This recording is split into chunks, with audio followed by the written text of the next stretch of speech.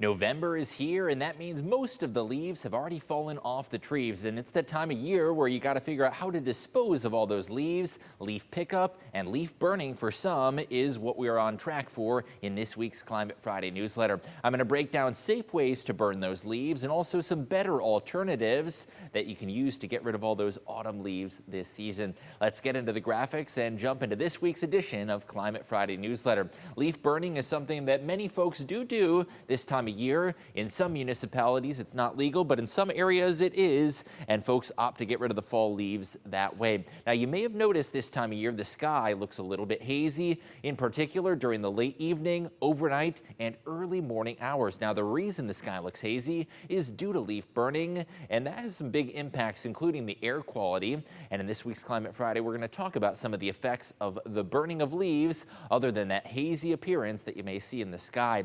Now, some areas, in particular urban locations in eastern Ohio, such as Cleveland down towards Akron, this was recorded on Wednesday, and these spots had air quality warnings in effect due to the burning of leaves. Nothing for northwest Ohio, but burning of leaves is one of the biggest contributors to reduction of air quality, especially in urban areas like we see in Cleveland and Akron. Now, as far as us in northwest Ohio, no air quality alerts as of now, but it still does feel a little bit smoky, especially during those evening hours.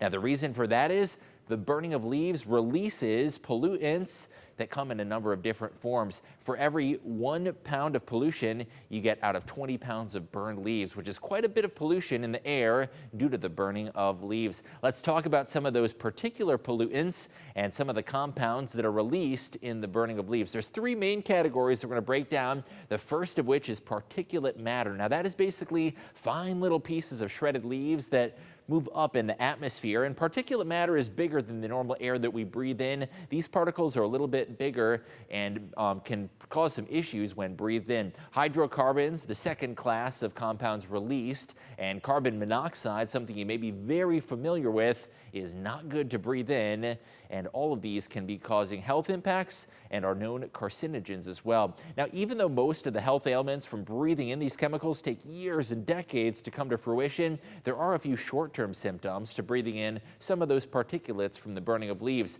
Coughing is the first and foremost symptom. Number two is headaches.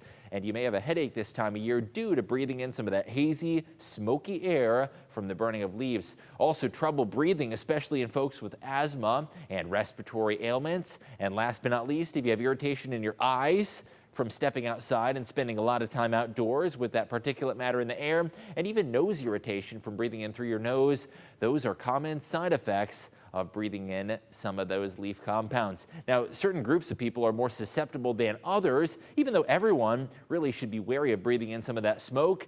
Elderly individuals are more at risk. Also, unborn children and newborn infants, as their lungs are still developing, are at a higher risk of breathing in some of those carcinogenic compounds. And if you have health conditions, particularly respiratory ailments, that puts you at a higher risk as well.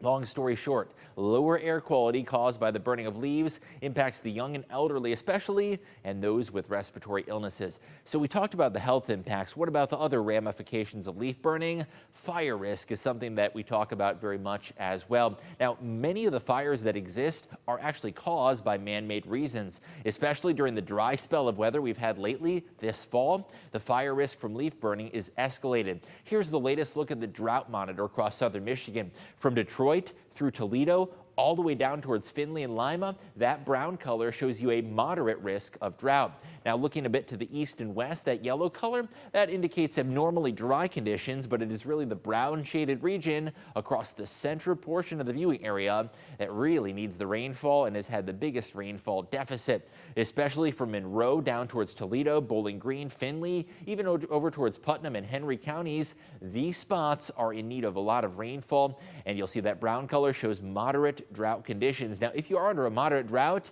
that means that the burning of leaves especially can cause an increased fire risk, and not only for that fire to form, but for it to spread and proliferate due to the dry leaves and trees and all sorts of vegetation. Now, if you do decide to burn leaves, here are a few tips to do it a little bit more safely. Of course, first and foremost, you want to make sure that it's legal in your municipality, but if you do opt to burn, pick a day where there is more humidity. Check that relative humidity, and the higher that number is, the closer to 100%, the more humidity is in the air, and the more likely it is to be a safe burn day. Also, calmer winds, that reduces the risk of the spread of fires, as those fires spread more easily on blustery days. The afternoon hours tend to be the best, and we'll talk a bit more about why in just a minute, but generally the afternoon is when that smoke is going to better filter up in the atmosphere as opposed to remaining all confined at the ground level. And consider the fire risk. Other variables like, are the trees and the grass wet? Can they reduce the risk of spread, or is everything dry and parched?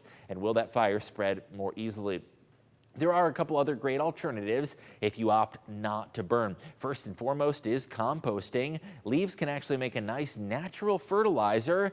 And hey, you can't beat free. If you compost those leaves and spread them throughout your lawn, they can help the grass grow, and even in your garden, help the garden grow for next season. Mulching is another alternative. Of course, you don't want to just leave those whole leaves out on your lawn, but if you do mulch it with the mower, that is a great way to reuse and recycle the leaves from the autumn season. Municipal landfills are a great alternative, and they, of course, safely dispose of those leaves. And of course, leaf pickup. We have the latest list of locations, time, and an individual leaf pickup list for your community on WTOL.com. You can head there for the very latest. Now, evening burning, as far as the time of day to do it, is generally the worst time to do it because smoke can build up in the lower atmosphere.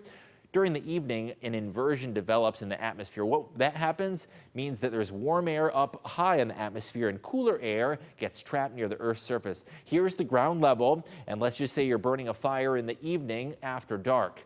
The problem is cooler air gets stuck near the ground level, whereas that warm air is aloft, and any of the smoke that tries to rise ends up funneling back down into the cool air due to that inversion. In other words, the warm air aloft provides a cap on the atmosphere, and that cap causes all the smoke to go back down near the ground level, and that can exacerbate some of the problems we talked about, including the lower air quality and the pollutant risk. During the afternoon hours, you do not have that inversion, so the smoke can filter up into the higher levels of the atmosphere. However, during the late evening and early morning hours, that cool air keeps the smoke closer to the ground level. Anyways, that's the latest on leaf burning and safe ways to do it, as well as some better alternatives that are better for the environment and also don't have those health ramifications. You can head to WTOL.com for the latest list of leaf pickup sites, and also WTOL.com/email to subscribe for next week's Climate Friday newsletter. I'll see you then.